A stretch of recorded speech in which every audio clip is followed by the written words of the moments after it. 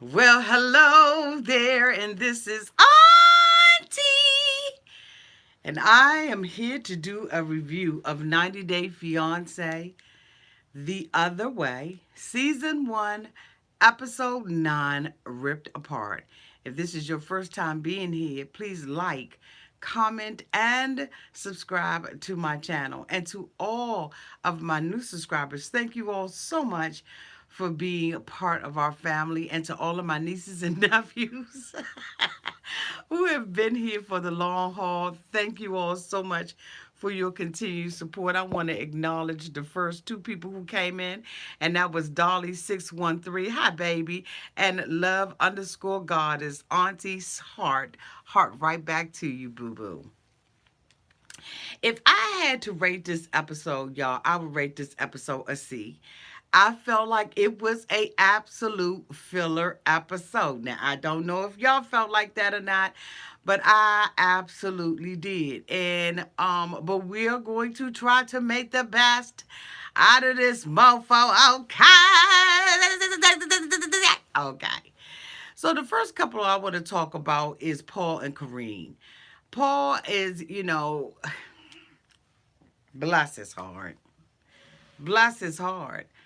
Paul is still trying to make it do what it do with Kareen. He has a secret that he has not told her, and that is that they believe that this mofo is a terrorist. Okay. But they going to a doctor's appointment because, Kareen ain't really been feeling well. And so, they're going to go to a doctor's appointment. They get to the doctor's appointment and she gets to, touching her and everything.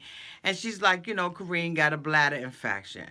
Paul has made a decision with Kareen to go to her city. I guess that's what you would call it. But it's a 5-day journey, okay, on some little rickety crickety boat that they or ship that they got to be on. Lord have mercy, Jesus.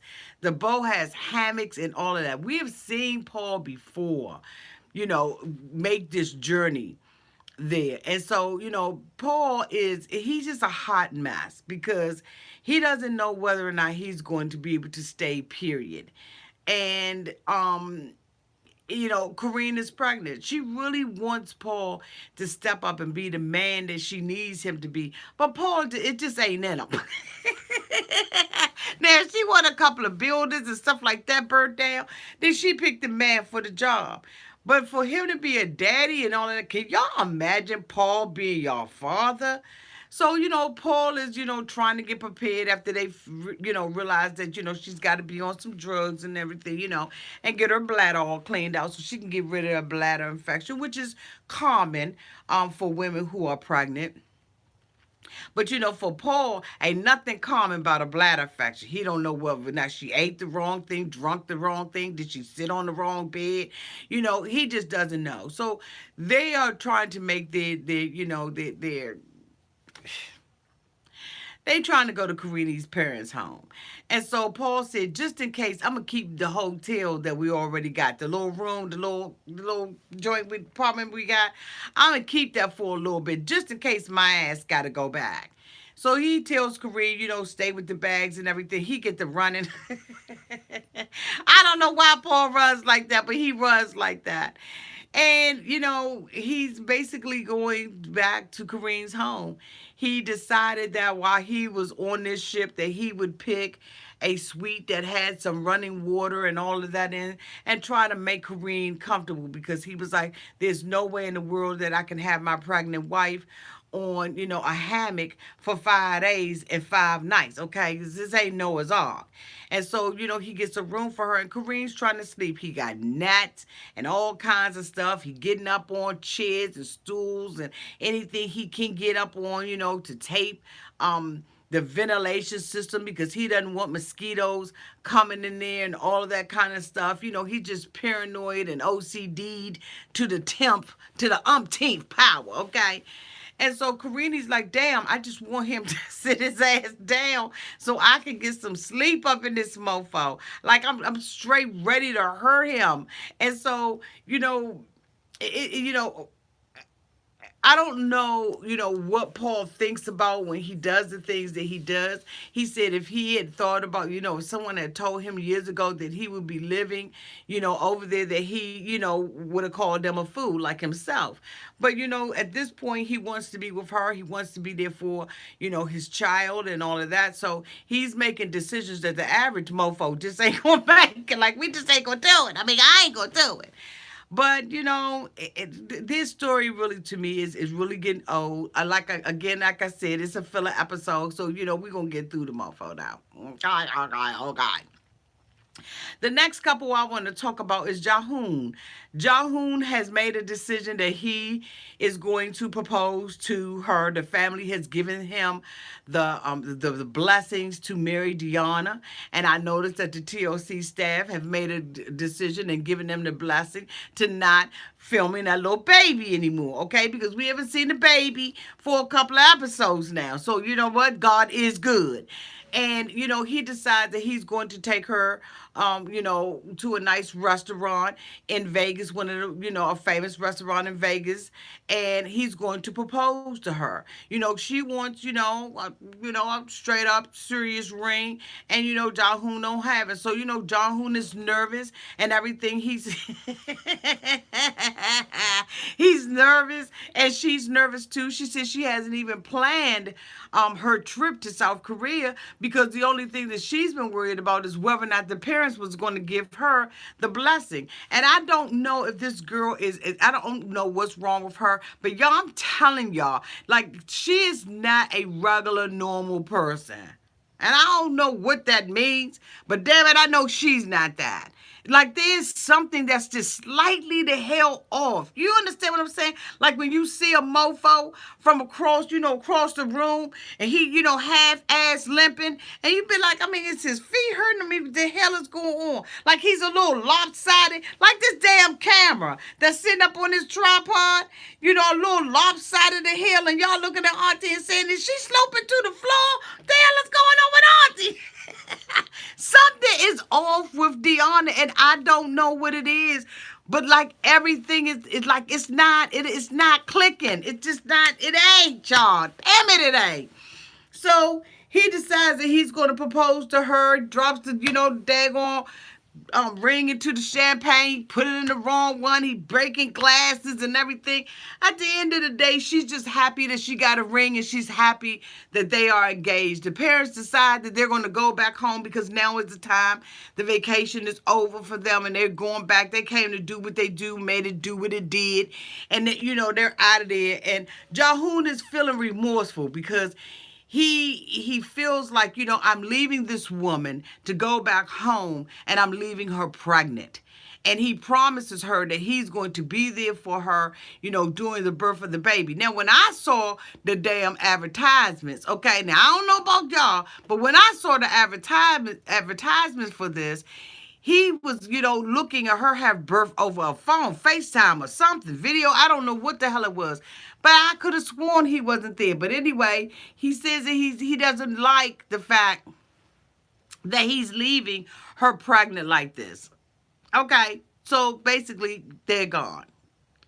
Next, Corey and Evelyn. Corey, Evelyn don't give two rat asses about that man. Like, she just doesn't. This girl is one of the worst. Okay? She is one of the worst characters on 90 Day Fiance history. Now, she beat out a couple other ones, but she just don't, it's not a good look for her. This girl talks to him. She's impatient with him. She's not loving towards him. She's not empathetic, sympathetic. She's none of that. Thank you so much, Boo, for the $1.99 super chat. Thank you, Tracy S. Happy to be here tonight, Auntie. Oh, Tracy, I'm happy you here too. This girl has no empathy or sympathy for him whatsoever. I mean, I'm talking about none. He sent this woman $7,000. Okay, now we know that he spent $40,000 on this girl by his own admission. He gives her $7,000 to buy a car. And this bitch goes to the car dealer and picks up the ugliest, raggediest piece of car that she could pick up. Now you know damn well that she probably paid $1.05 for that damn car. She probably pocketed the other $6,000. Ain't no way in hell you gonna tell me that that car that Corey got in cost $7,000. Bitch, stop it. Where that? No. This girl did not spend $7,000 on that car. You can't convince me of that. So Corey's in it. He's complaining. He been at the grandma's house. He said basically the grandma got a tin roof, and that mofo's open and exposed to mosquitoes. And he really wants to go to Evelyn's apartment because he's like, finally I can have some luxury. But wait a minute. Here's what I forgot to say about Paul. Paul sitting up in the ship, right? He think he got this luxurious little room. This mofo said, basically, I want to go and take me a shower, wash my ass. Because after all, we're going to be at sea for 5 days. And I got this room because, I want to, get a good ass washer while I'm out here. Paul goes into the bathroom, opens up the door, and he says there's poop water all over the floor. I can't even imagine what it looked like, what it smelled like on that boat. First of all, you got mofos that's sitting out there and they swinging up and down all daggone day on a damn hammock. Where are they going to the bathroom at for 5 days and 5 nights? Like this bitch, this ain't carnival, okay? It is a carnival, but it ain't carnival. Paul's like, it's poop water all over the floor. This is nasty.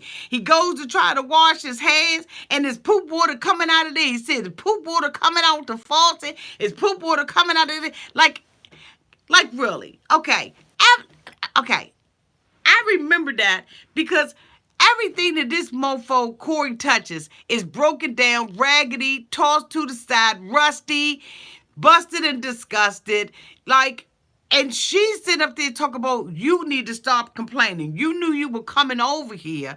And so, you're not going to have that spoiled American way of life. You're not going to have hot water and running water. Neither is Paul. But I mean, come on down. No, I don't expect to have all of the amenities that I have here. But poop water? Poop water. So you mean somebody already been on the toilet before I even got on the toilet? Who did this? The captain? Corey goes to this girl's apartment. She said that she wasn't in the apartment because the ceiling was leaking. And he goes up in there and she got a daggone pot that looked like it was been down under the water with the damn Titanic. Bitch, what the hell happened to this pot? Ain't no way in the world you gonna tell me that a damn leak from the ceiling causes a pot to erode like that. Bitch, this is off the Titanic. This was down there with the blue diamond, okay?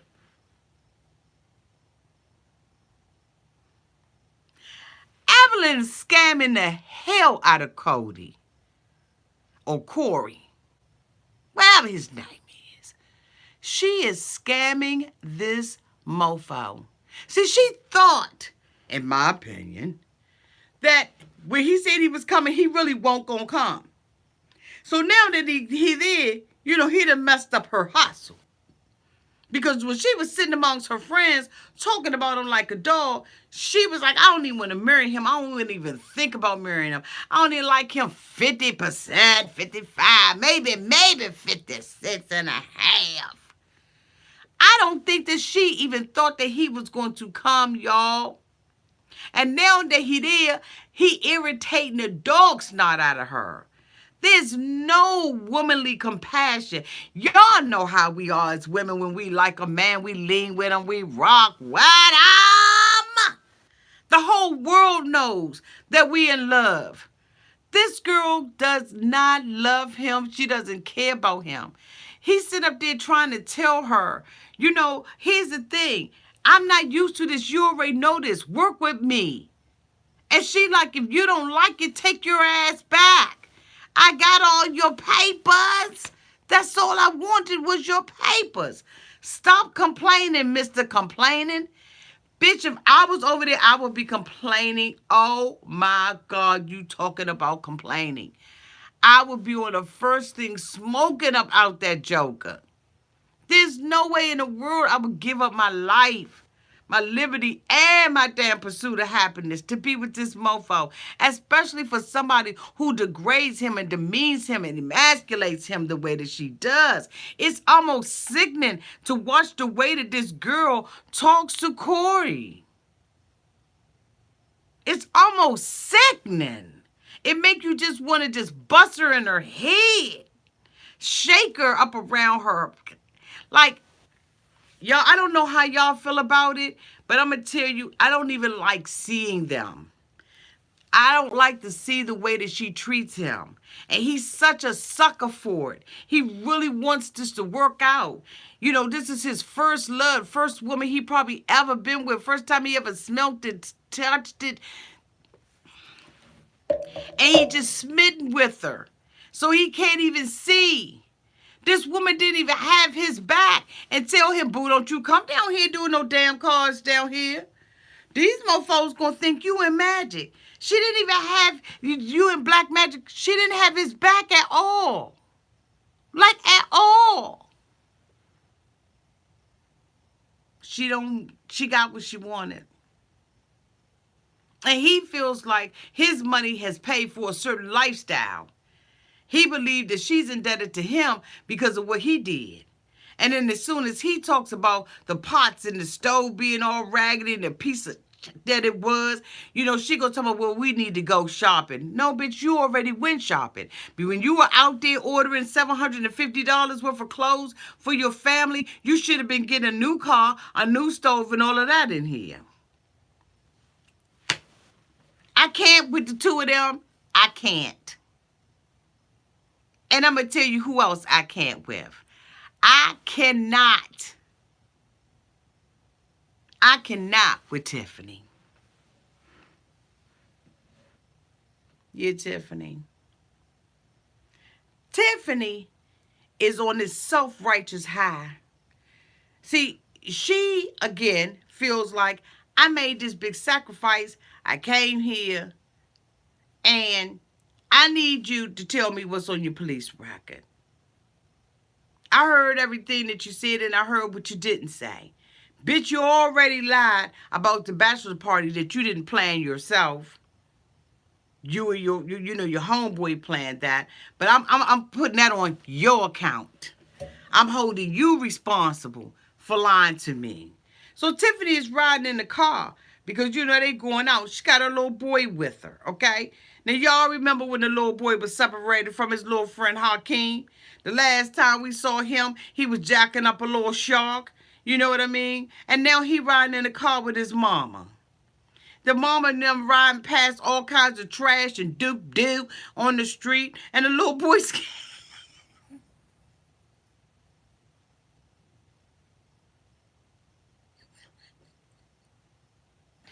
Dang it, I said I wasn't going to laugh.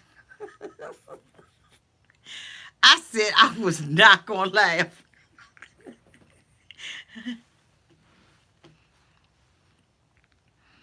The little boy scared to death. They like, oh my God, there was some dodo dancing on the side. He said, where?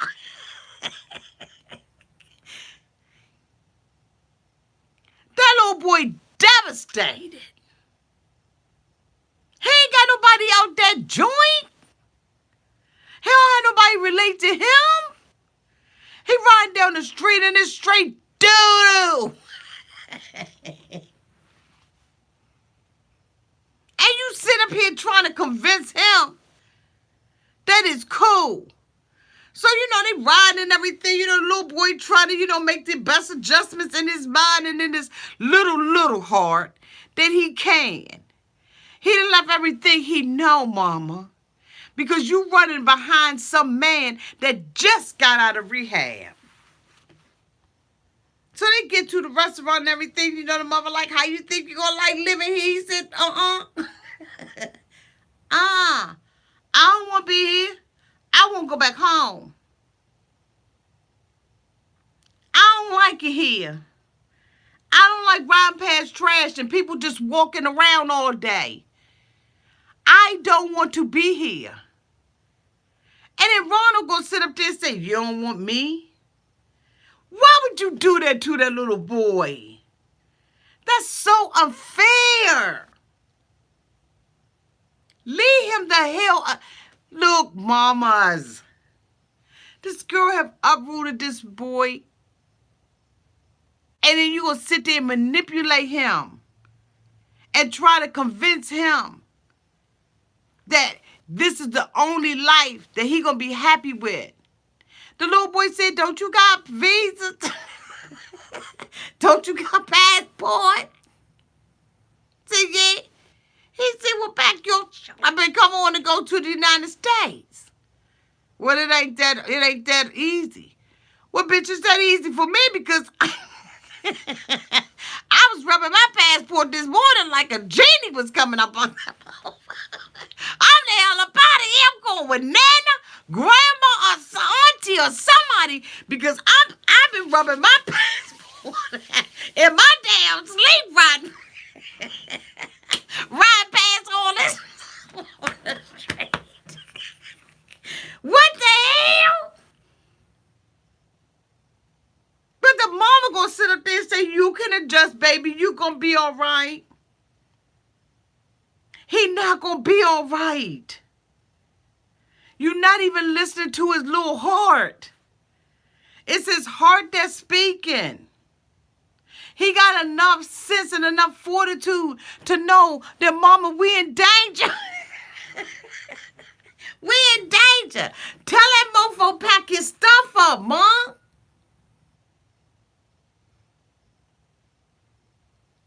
It's wrong for her to manipulate this little boy and sit there and tell him all the people that was at the bridal shower, that's your family. That ain't his family. Those are people who are Ronald's family. He don't know them mofos. Why would you tell him that?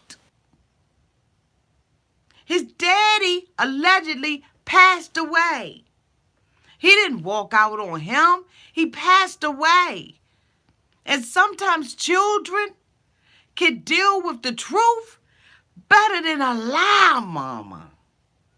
Tiffany, you dead ass wrong. You dead ass wrong.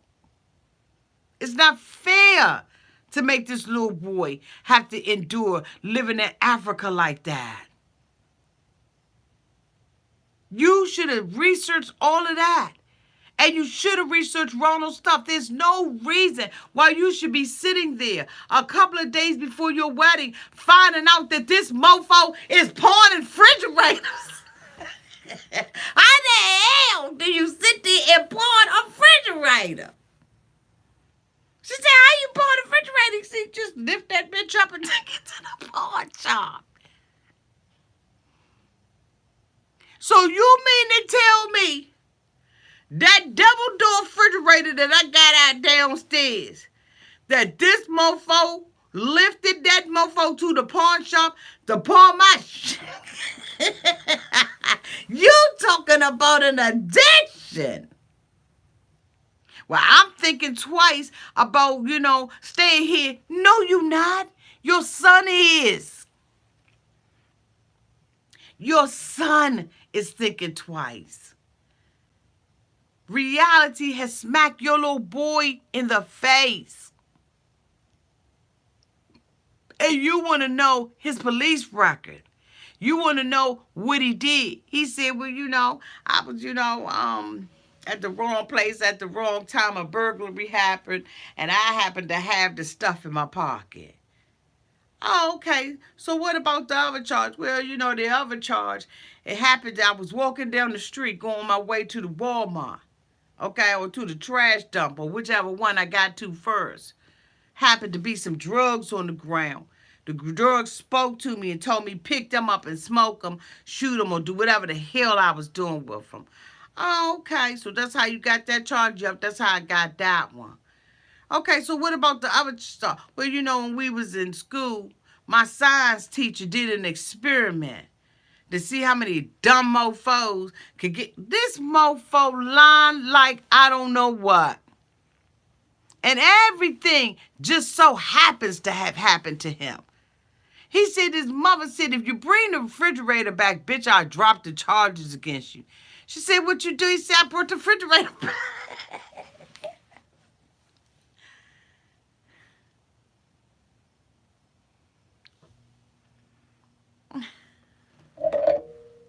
I can't with these people.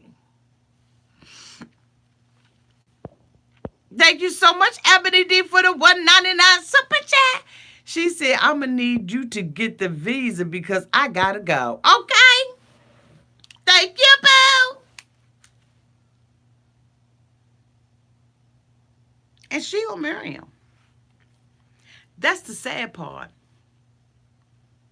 And her baby going to be stopped. And the last couple I want to talk about is Jenny and Cement. Jenny is still reveling from the night before. She like, bitch, I don't know whether or not this wedding is going to happen. I don't know if I'm going to be able to work or not. I'm over here. I got to take bird baths up in this mofo.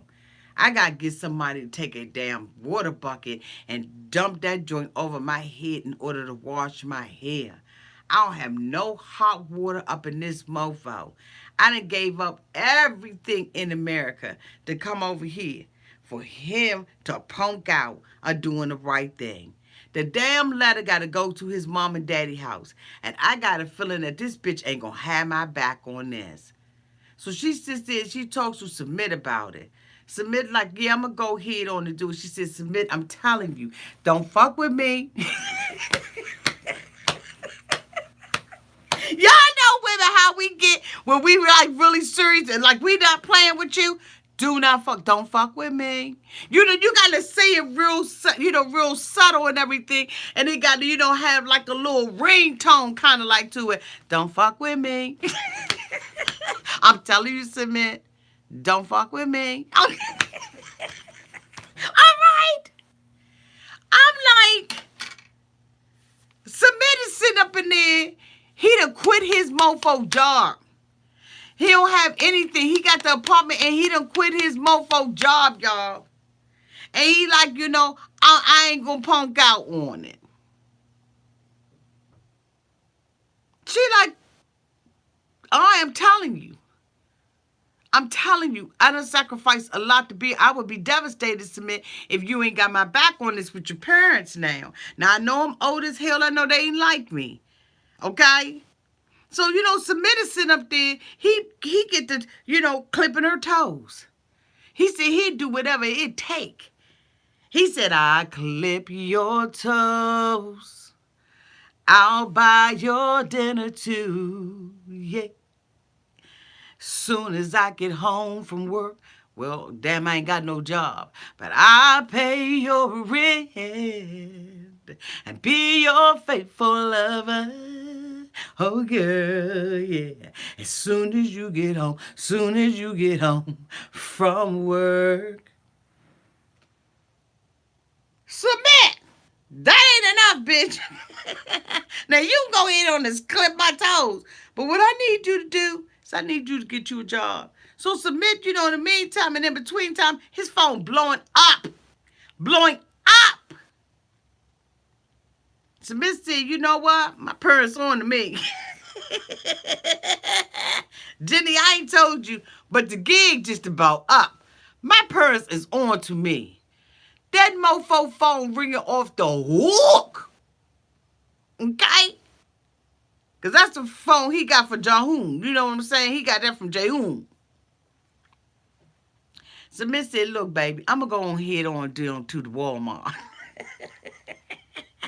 I'm going to run past Target, pick us up a couple of things from the, from the,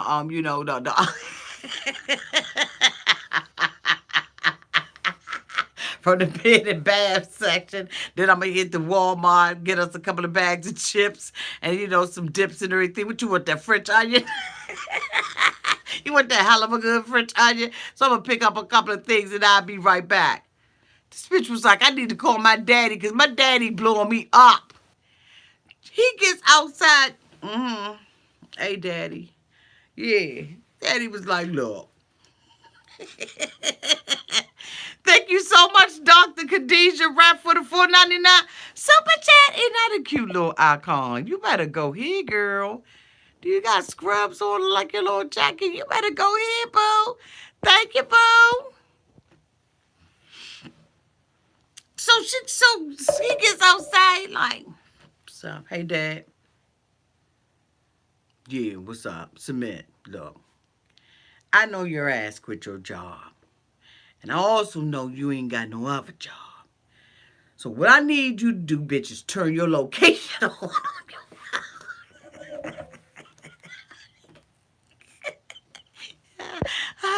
Thank you, KK, for the $2 super chat. I need you to turn your location on. Submit said, Dad, I can't do that right now. He said, Submit, I'm telling you right now, I know you ain't a Sprint operator anymore. I need you to turn your mofo location on. I need to know where you at. Submit said, look, Daddy, I do anything else you want. Bring your ass home, Submit. Because you got a whole lot of explaining to do. I know you grown, but something is up. Because there's been some TLC camera. It's been some TLC camera people hanging around the building. So I'm going to tell you what you're going to do, Submit. You want to turn your location on, but you can bring your little ass home. And you can sit up in here and grin with them teeth all you want to. But you gonna have to answer to me, goddammit. Or it's gonna be on.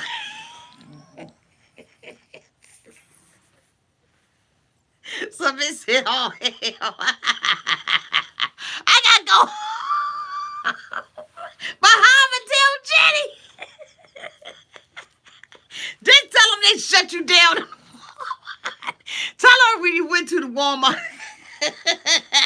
they had some kind of emergency in lawn and garden and you had to stay overnight. Because some men get a whooping.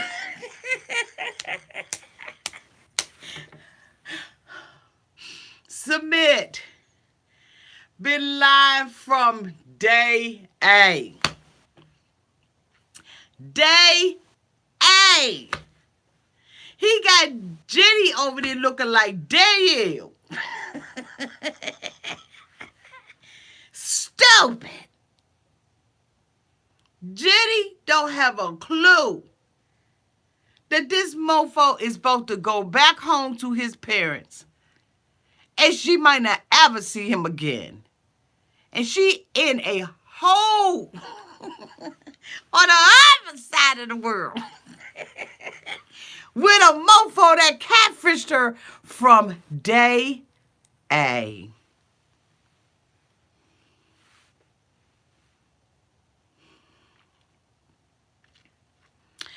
It's a shame. You know why? Because Jenny and Submit really do love one another. I truly believe that he does care about her.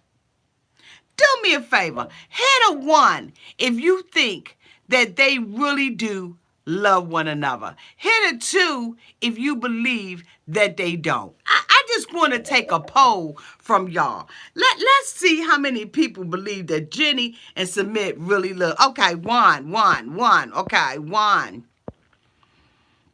Let's see. Kalia, Eva. Okay, I believe they love each other. That's Abby. Okay, who's that? Is that Dana, KK, Tiana, Sarah? Okay, Jess. Who's that? Tatiana, Tatara. Oh, that's cute. Jasmine, Cotton Candy. Oh, Dozy said it's a 2. She don't believe it. Okay. Auntie, your hair looks so very beautiful. Thank you, boo. She said, plus I add my 1 on there. Thank you, Stanley. Drizzle. Oh, Drizzled says no. Okay. Well, it looked like the... Oh, Somebody said it. I'm giving. Lola said I'm giving a 1.5 up in this mofo. Okay. E. Mish Berry said that she giving it to. Oh, okay. So there's some twos coming up on here. Okay. Irina B said 2. Niecy G 1. Okay. Christy. Who's this? LK77 said 1. Edwana said 1. Okay. Kathy Coco said 1. Ebony D said 1. Okay, Anita Lake 1 said 1. It must be love. Neither of them have anything else to give. I really think that they really do love each other. I think that Submit is just a habitual liar. And I think he got caught up in the game.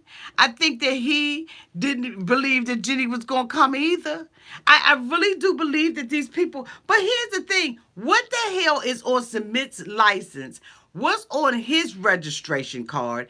What's on his paperwork that he can't come to America? To me, it just seems like it would have been easier for him to pack his bag since he doesn't have any children. He has nothing that is holding him back, okay, from coming to America. Now, that's not to say that everybody wants to come to America. That's just to say it would have made it easier for him to do what he needed to do. But maybe the parents was like, you're not going nowhere. You're going to sit your ass in here and you're going to wait until you're 35, 40 years old and then we're going to tell you who your bride is. But I feel sorry for Jenny because she sincerely trusts and loves this man. Like, I mean, she has, she feels like, the parents, that this is all on the parents. But y'all, this stuff is on him. 90 Day Fiance the other way is a hot tail mess. It really is. But I'm going to be here each and every week looking at it. Now, here's a little disclaimer. Here's a little something I need to tell y'all. Yesterday, on Smothered, Sunday on Smothered, there was a scene that was on Smothered where the mother and the daughter, Mariah and whatever her daughter's name is, decided to do a photo shoot that I thought was a bit trashy. No, not a bit trashy, a lot trashy. As a result of that, I will not be reviewing that. I think that that is completely over the top. And I am not going to be participating in no foolery. Fuck like that. I'm not doing it.